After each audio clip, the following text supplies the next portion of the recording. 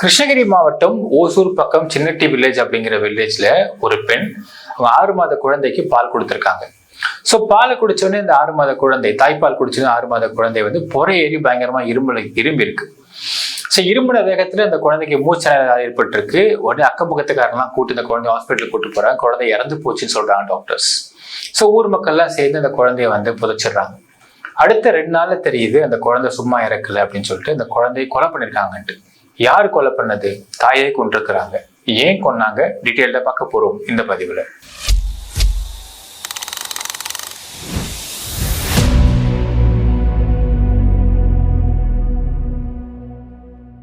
அன்பார்ந்த மக்களுக்கு வணக்கம். நான் உங்கள் கார்த்திக் பிள்ளை and welcome to the K team. Krishnagiri மாவட்டம் ஓசூர் பக்கத்துல சின்னட்டி அப்படிங்கிற ஒரு வில்லேஜ்.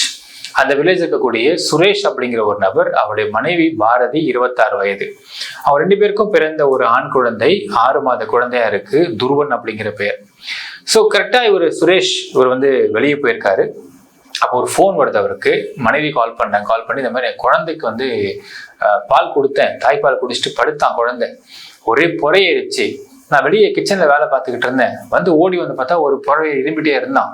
சரி குழந்தைய தூக்கிட்டு ஹாஸ்பிட்டலுக்கு கூட்டு வந்து அக்கம் பக்கத்துல சொன்னேன். அக்கம் பக்கத்துல ஹாஸ்பிட்டல் கூட்டு போக சொன்னாங்க. ஹாஸ்பிட்டல் கூட்டு வந்து குழந்தைய காமிச்சா குழந்தை இறந்துருச்சுன்னே சுரேஷ் தூக்கி வாரி போடுது. ஜென்ரலாகவே பார்த்தீங்கன்னா மக்களே, குழந்தைய வந்து தாய்ப்பால் குடிச்சா சொல்லுவாங்க கொஞ்சம் ஏற்றி கொடுங்க, தலைகீழ கொடுக்காதீங்க, குழந்தைக்கு பொறையேறி தலைக்கு வந்து பால் ஏறிடுச்சுன்னா குழந்தைக்கு விபரீதமானு சொல்லிட்டு அட்வைஸ் பண்ணிட்டே இருப்பாங்க பெரியவங்க. ஸோ அந்த மாதிரி ஒரு தாய்ப்பால் கொடுக்க தெரியாம குழந்தைய கொண்டுட்டாங்களா, தாய்ப்பால் கொடுக்க தெரியாம குழந்தை இறந்து போச்சான்னு ஃபர்ஸ்ட் நினைச்சிருக்காரு சுரேஷ். அதற்கு பிறகு ஓடி வந்து பாக்குறாரு, எந்த விதமான ஒரு மார்க் இருக்கு எதுவுமே இல்லை, பட் குழந்தை இறந்து போயிருக்கு. அப்ப தாய்ப்பால் குடிச்சிருக்கு அப்படிங்கிறதும் தெரியுது. சரி ஓகேன்னு சுத்தி உள்ளவங்களாம் சேர்ந்து என்ன நினைச்சுன்னு விசாரிக்கும் போது, இல்லப்பா அதை திருப்பி உங்க ஒய்ஃப் ஓடி வந்தாங்க, எங்க குழந்தை வந்து இரும்பிட்டே இருந்தான், நான் கிச்சன்ல இருந்தேன் கேட்கல, ஓடி வந்து பார்த்தா குழந்தை மூச்சு பச்சு இல்லாம இருக்கிறான், எனக்கு பயமா இருக்குன்னு சொல்லி அவங்க ஒய்ஃப் அழுதாங்க. நான் உடனே குழந்தைய வந்து பார்த்தோம், குழந்தை வந்து ஒரு மாதிரி மரக்கட்ட மாதிரி படுத்திருந்தான், குழந்தைய தூக்கிட்டு ஹாஸ்பிட்டல் போக சொன்னோம், நாங்கள் தான் கூட போனோம், டாக்டர்ஸ் செக் பண்ணி பார்த்து குழந்தை இறந்து போய் சொல்லிட்டாங்கப்பான்னு சொல்றாங்க சுத்தி உள்ள அக்கம் பக்கத்துன்னு சொந்தக்காரங்களாம். சரின்னு இந்த சுரேஷ் என்ன பண்றாருன்னா, எல்லாரும் சேர்ந்து இது நடந்தது 4th November 2025. எல்லாரும் சேர்ந்து குழந்தைய வந்து புதைச்சிடுறாங்க. அடுத்த நாள் சுரேஷ் வேலைக்கு போகலை. அந்த சமயத்துல பாரதிக்கு ஒரு செல்போன் ரிங், வீட்டுல செல்போன் ரிங் கிடைக்குது. உடனே யாரு போன் ரிங்கு, வித்தியாசமா ரிங்கா இருக்கேன்னு சொல்லிட்டு சுரேஷ் தேடி பார்த்தா, இங்க பாரதி 26 வயது பாரதிக்கு மனைவி அவங்களுடைய யூஸ்வல் செல்போன்லாம் வேற ஒரு செல்போனை கண்டுபிடிக்கிறாரு. இது என்ன செல்போன் சொல்லிட்டு உள்ள ஆராய்ச்சி பார்க்கறாரு. உள்ள கேலரிக்குள்ள போறாரு. போய் பார்த்தா கேலரியில பாரதியும் கூட வந்து இன்னொரு பொண்ணு இருக்காங்க. அவங்க போய் சுமித்ரா, வயது 22. அந்த ஏரியாலே பக்கத்து தெருவில் உள்ள ஒரு பெண். 2 பேரும் கட்டி பிடிச்சிருக்கிற மாதிரியும், கிஸ் பண்ணிருக்கிற மாதிரியும், லிப் கிஸ் பண்ணிருக்கிற மாதிரியும், கட்டி அணைச்சிட்டு இருக்கிற மாதிரி நிறைய போட்டோஸ்லாம் இருந்திருக்கு. அப்புறம் ஒரு வாட்ஸ்அப் இருந்திருக்கு. அந்த வாட்ஸ்அப்ல போய் பார்த்தா நிறைய ஆடியோஸ்லாம் இருந்திருக்கு. அதுல சுமித்ராவுடைய ஒரு ஆடியோ, இந்த மாதிரி நம்மளுடைய காதல் வந்து 4 வருஷமா நல்லா இருந்துட்டு இருந்துச்சு, பட் துருவன் பிறந்ததுக்கு அப்புறம் 6 மாசம் ரொம்ப இடைவெளி ஆகிப்போச்சு நமக்குள்ள காதல்னு சொல்லிட்டு சுமித்ரா பேசியதாக ஒரு ஆடியோ இருந்ததா சொல்றாரு திரு சுரேஷ் அவர். அதற்கு பிறகு நிறைய ஆடியோ, நிறைய போட்டோஸ் எல்லாம் இருந்திருக்கு. அப்போ சுமித்ராக்கு லாஸ்டா அனுப்பிச்ச ஒரு போட்டோ பார்த்தா, துருவன் அந்த குழந்தை தாய்ப்பால் கொடுத்து படுக்க வச்சதுக்கு அப்புறம் குழந்தை இறந்ததுக்கு அப்புறம் ஒரு போட்டோ எடுத்து சுமித்ராக்கு அனுப்பியிருக்கிறாங்க பாரதி அப்படிங்கிற ஒரு எவிடன்ஸ் கிடைக்குது. அந்த போன் எடுத்துட்டு போயிட்டு இனிமே நான் அந்த வீட்டுல இருந்தேன்னா கண்டிப்பா என்னையும் கொலை பண்ணுவாங்கன்றது நேரம் ஸ்டேஷனுக்கு போறாரு. வீட்டுல பெரிய பிரச்சனை வெடிக்குது, சண்டையாகுது. இது ஏது போனு, யாருக்கு போனு என்னன்னு கேட்டு ஃபர்ஸ்ட் அவங்க வந்து மழுப்புறாங்க. அப்புறம் உள்ள ஆடியோஸ்லாம் கேட்டதுக்கு அப்புறம் வேற வழி இல்லாம ஒத்துக்கிறாங்க. ஆமா நான் தான் வச்சிருக்கேன்றதை ஒத்துக்கிறாங்க. ஒத்துக்கிட்டோடனே இவர் நேரம் போலீஸ் ஸ்டேஷன் கிளம்பி போயிடுறாரு. போலீஸ் ஸ்டேஷன் போனதுமே இப்ப இதெல்லாம் வச்சு மட்டும் எப்படி வந்து ஆதாரப்பூர்வமா இந்த குழந்தையவங்க தான் கொன்னாங்கன்னு நிரூபிக்க முடியும் அப்படின்ற ஒரு கொஸ்டின் இருக்கு. போட்டோ எடுத்து அனுப்பிச்சாங்க. ஆமா அனுப்பிச்சேன், போட்டோ எடுத்து அனுப்பிச்சேன். ஏன் அனுப்புனேன்? இல்ல குழந்தை வந்து மூச்சு பச்சு இல்லாம இருக்குது, என்ன பண்றதுன்னு தெரியல, போட்டோ எடுத்து அனுப்பிச்சுனா கேட்கலான்னு கேட்டேன்னு சொல்லி ஈஸியா முடிச்சிருவாங்கல்ல அந்த வழக்கு. அப்புறம் 2 பேரும் கட்டி அணைச்ச மாதிரி போட்டோஸ்லாம் இருக்கு. ஆமா இருக்கு, நாங்க வந்து ஓரினச்சேர்க்கையாக தான் இருக்கிறோம், இது வந்து லீகலா என்ன தப்பு இருக்குன்னு கேட்டுருவாங்க.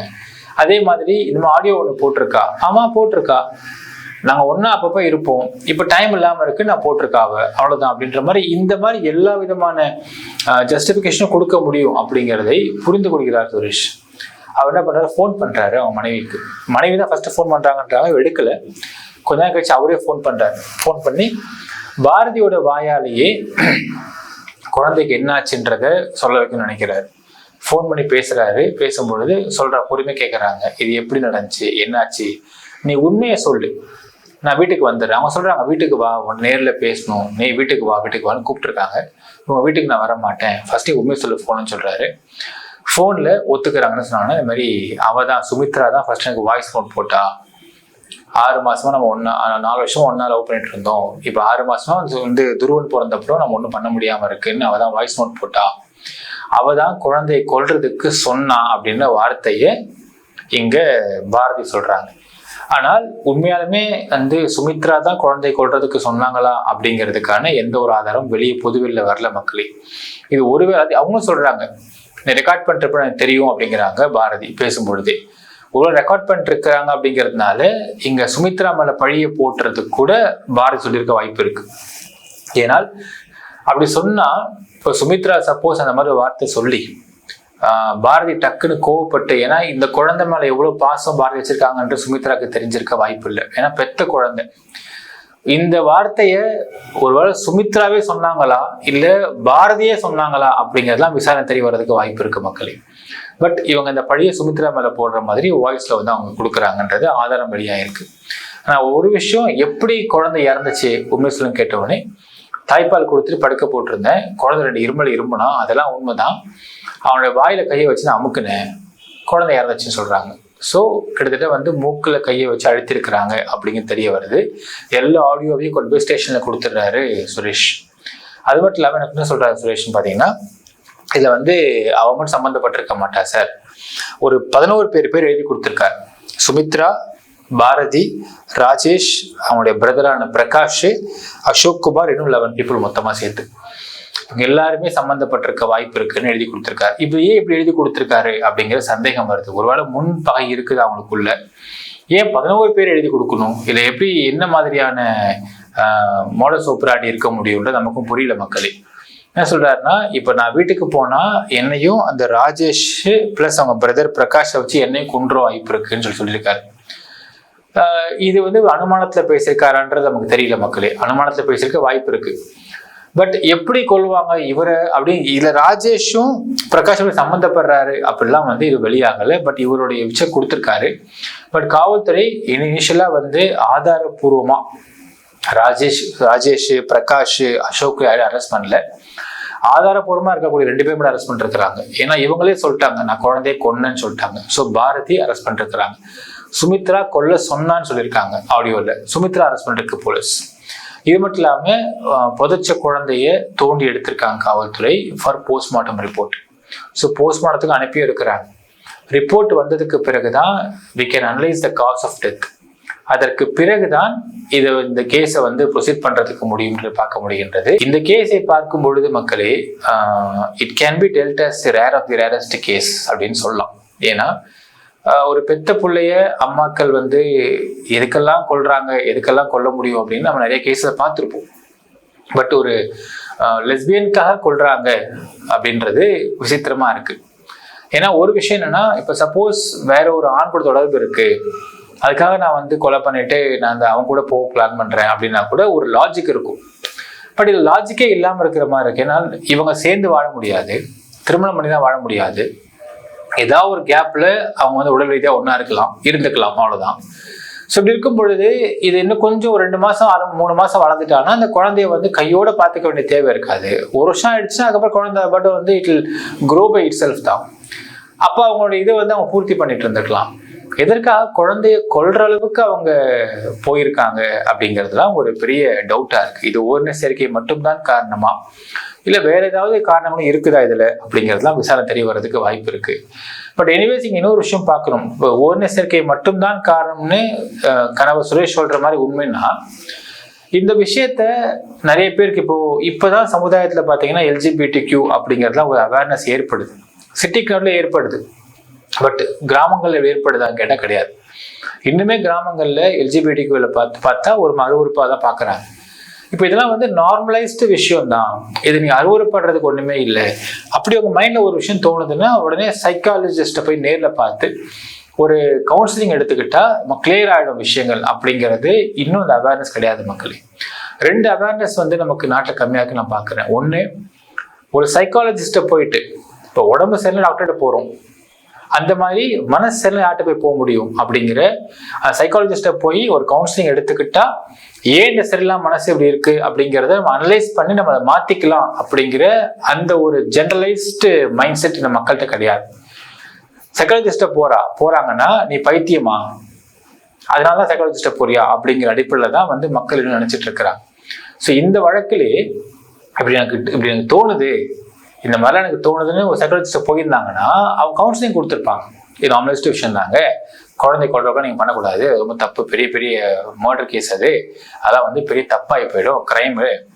நீங்க வந்து நீங்களும் சுமித்ராவும் வந்து இப்படி ஒரு எண்ணத்துல இருக்கிறீங்கன்னா அது வந்து உங்களோட ஹார்மோனல் விஷயங்கள் தான், அது தப்பு இல்லை, நார்மலைஸ்டா பாருங்க அப்படின்னு சொல்லிட்டு ஒரு சைக்காலஜிஸ்ட் வந்து ஒரு சின்ன கவுன்சிலிங் கொடுத்தா அந்த எண்ணத்துல இருந்து கொஞ்சம் மாறியாவது வந்திருக்க முடியும் உங்களால.